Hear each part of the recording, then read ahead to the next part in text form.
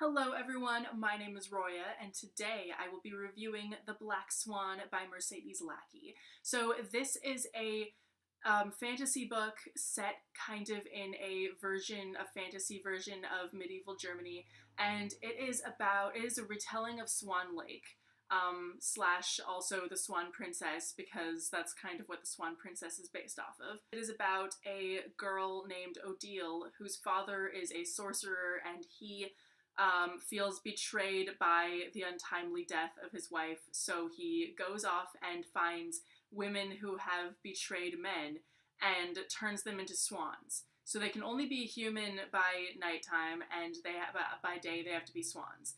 And they hate their lives, basically, now. And Odile watches over the swans and guards them and keeps them safe from predators and whatever else using her magic and everything, and she becomes friends with them, kind of. So one of the swans is a princess named Odette, and she strikes a deal with Odile's father, saying, okay, if I can get a man to know what I did, how I betrayed the men in my life, and why I'm a swan, etc., to fall in love with me, then you have to set me free, and all the swans. So the sorcerer says, okay, fine, go ahead. But he, of course, has tricks up his sleeve to ensure that she does not win. And Odile wants her to win. She's totally rooting for her. So this story is told in three different points of view, between Odile, the prince Siegfried, who ends up falling in love with Odette, and Siegfried's mother. And basically, aside from them, I feel like all the other characters fell flat a little bit. I mean, it's too bad that we didn't get Odette as a point of view character, because that would have made her a lot more interesting, because she's kind of just a really two-dimensional character throughout the entire thing.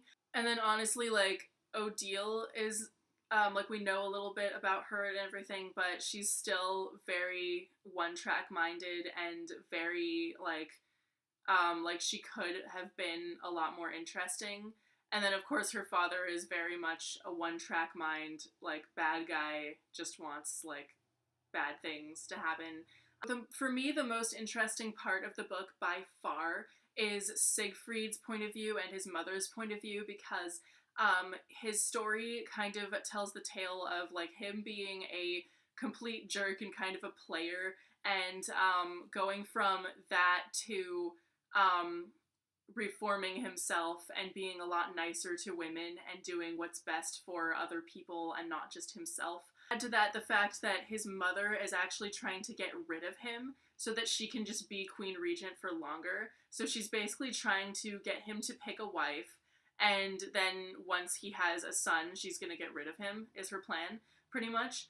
And so I really liked this book a lot. I thought that the only thing that really made it lose points for me, besides the characters not generally just not being well-rounded enough, is that the magic system is not that well thought out. I mean, the plot is really well thought out, it's a great story, and everything, but the magic system was just one of its, like, 2 weak points, pretty much. So at least there are no instances of, like, oh no, this bad thing is happening, oh, here's some magic that I, like, didn't mention I could do before, or anything like that. Like, any magic that comes out of nowhere is not at a super convenient point. It's just kind of like, the magic system is just not introduced that well. That's basically my one gripe with it, pretty much. But this is a really good story. If you like fantasy books, you'll definitely get a kick out of it. But even if you don't read a lot of fantasy, I think this is still a good book for you, kind of, because it's not super crazy. It doesn't get into the nitty-gritty world building. Anyway, I hope you enjoyed this video as much as I enjoyed this book. If you did, you should totally give it a thumbs up down below, and I will see you soon with a new video. Bye!